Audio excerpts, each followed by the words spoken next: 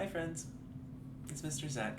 I'm here in my bedroom and I'm gonna be reading you Corduroy by Don Freeman.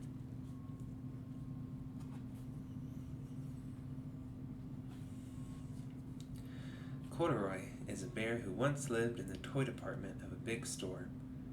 Day after day, he waited with all the other animals and dolls for somebody to come along and take him home.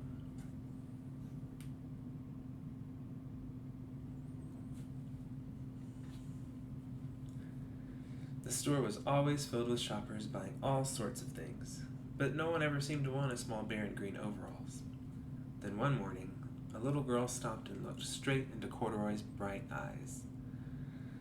"Oh, Mommy," she said, "look, there's the very bear I've always wanted." "Not today, dear," her mother sighed. "I've spent too much already. Besides, he doesn't look new. He's lost the button to one of his shoulder straps."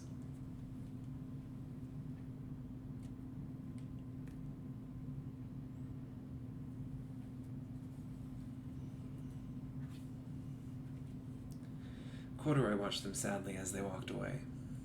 "I didn't know I'd lost a button," he said to himself.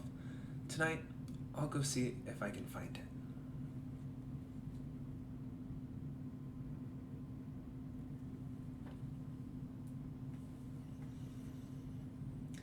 Late that evening, when all the shoppers had gone and the doors were shut and locked, Corduroy climbed carefully down from his shelf and began searching everywhere on the floor for his lost button.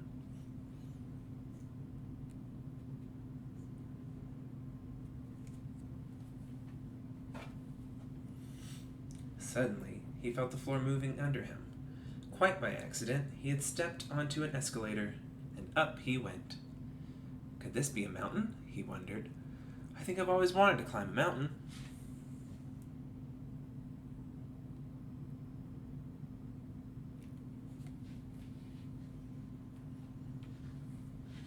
He stepped off the escalator as it reached the next floor, and there before his eyes was a most amazing sight. Tables and chairs and lamps and sofas and rows of beds. "This must be a palace," Corduroy gasped. "I guess I've always wanted to live in a palace."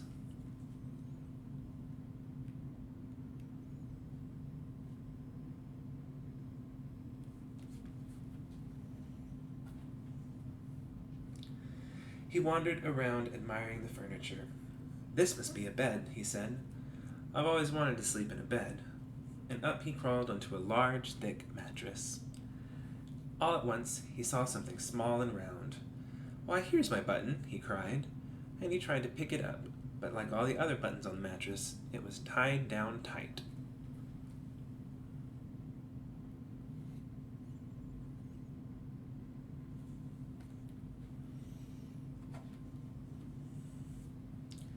He yanked and pulled with both paws until, pop!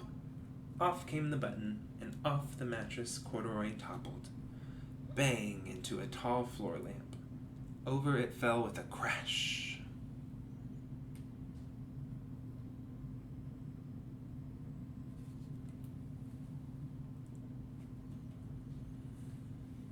Corduroy didn't know it, but there was someone else awake in the store. The night watchman was going his personal rounds on the floor above.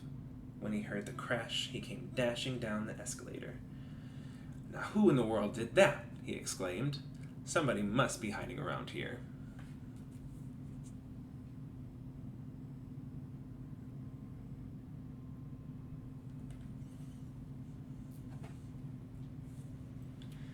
He flashed his light under and over sofas and beds until he came to the biggest bed of all.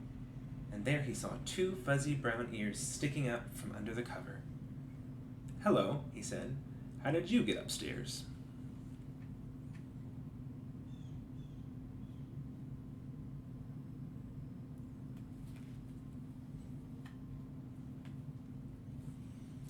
The watchman tucked Corduroy under his arm and carried him down the escalator, and set him on the shelf in the toy department with the other animals and dolls.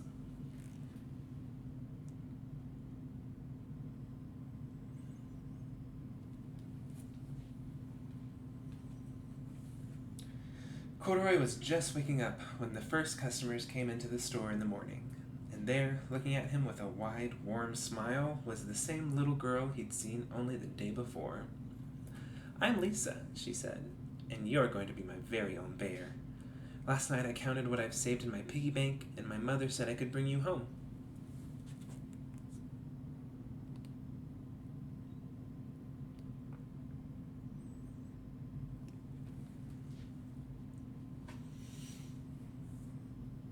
"Shall I put him in a box for you?" the saleslady asked.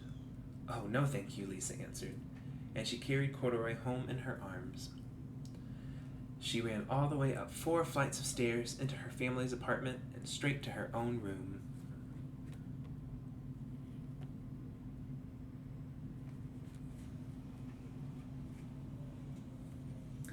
Corduroy blinked. There was a chair and a chest of drawers, and alongside a girl-sized bed stood a little bed just the right size for him. The room was small, nothing like that enormous palace in the department store. "This must be home," he said. "I know I've always wanted a home." Lisa sat down with Corduroy on her lap and began to sew a button on his overalls. "I like you the way you are," she said, "but you'll be more comfortable with your shoulder strap fastened."